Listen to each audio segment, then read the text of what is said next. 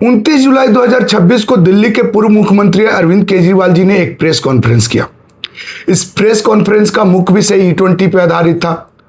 उन्होंने मीडिया कर्मियों से बात करते हुए कहा कि उन्होंने 29 गाड़ी बनाने वाली कंपनियों को चिट्ठी लिखकर ये जानने की कोशिश की कि क्या 2023 से पहले बने गाड़ियों को E20 पेट्रोल से चलने में कोई दिक्कत नहीं है, क्या उनकी माइलेज नहीं गिर रहे हैं, क्या उनके इंजन के पार्ट्स पुर्जा में कोई खराबी नहीं आ रही है।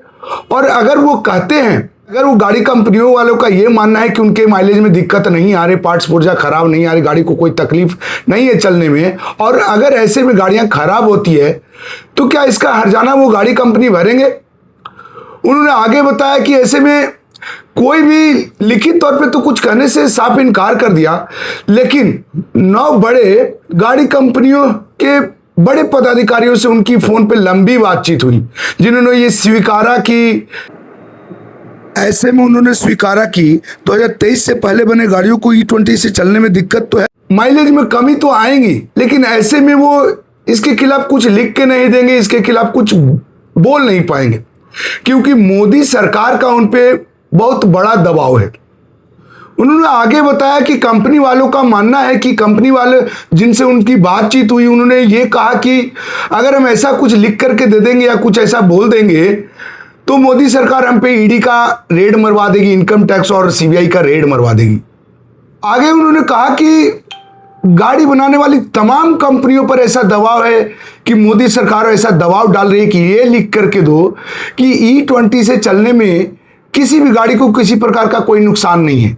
ऐसे में मारुति सुजुकी कंपनी ने ऐसा लिख करके दिया तो उसको लेने के देने पड़ गए। कंज्यूमर कोर्ट ने कस्टमर को एक नई गाड़ी देने का ही आदेश दे दिया।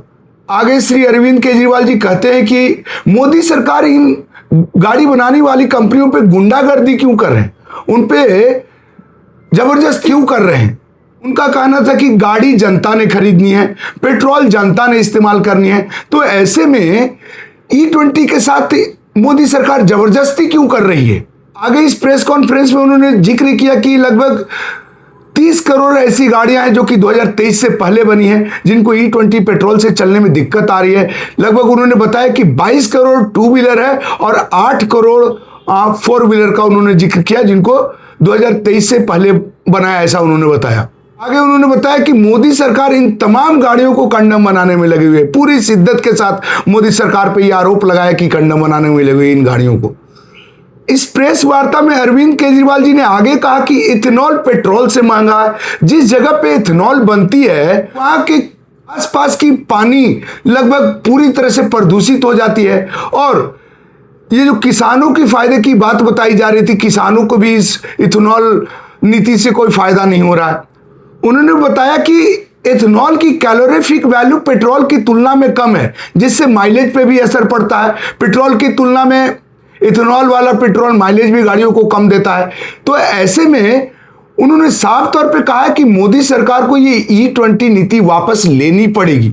मैं आपको बता दूं कि देश के अलग अलग शहरों से, अलग अलग राज्यों से E20 पेट्रोल का विरोध कर तमाम तरह की मामला देखने को आए हैं। ऐसे में जनता और पूछने वाले लोग नितिन गडकरी जी से सवाल पूछते आ रहे हैं, जबकि वो पेट्रोलियम मिनिस्टर भी नहीं है। हरदीप सिंह पुरी जी जो कि पेट्रोलियम मिनिस्टर हैं, उनसे लोग सवाल नहीं करते हैं। इसका मुख्य कारण मैंने जानने की कोशिश किया तो ये निकलकर सामने आता है कि नितिन गडकरी जी जो कि हाईवे मिनिस्टर है, हाईवे एंड ट्रांसपोर्टेशन मिनिस्टर हैं, उन्होंने कई बार E20 पेट्रोल की तारीफदारी किया है, और ऐसे में जब भी उन्हें मौका मिला हर किसी मंच से E20 पेट्रोल के फायदे गिनवाए हैं। उनसे सवाल पूछे जाने का एक और बहुत खास वजह है। कई लोगों का यह मानना है कि उनका परिवार इथेनॉल बिजनेस से जुड़ा हुआ है, तो ऐसे में लोग सीधे तौर पर यह मानते हैं कि चूंकि इथेनॉल से उनको डायरेक्ट फायदा हो रहा है, इसलिए वो इथेनॉल को लगातार प्रमोट करते आए हैं। इसी वजह से लोग हरदीप सिंह पुरी से सवाल ना पूछकर लोग नितिन गडकरी से सवाल पूछते आ रहे हैं। मैं आपको बता दूं कि नितिन गडकरी जी ने इन तमाम मामलों पे अब एक कानूनी प्रक्रिया अपनाने की फैसला लिया है। उन्होंने बॉम्बे हाई कोर्ट से अनुमति मांगी है कि मेटा और गूगल जैसे प्लेटफॉर्म पे केस करने की अनुमति मांगी है उन्होंने। मैं आपको बता दूं कि उन्हें अनुमति मिल भी गई है।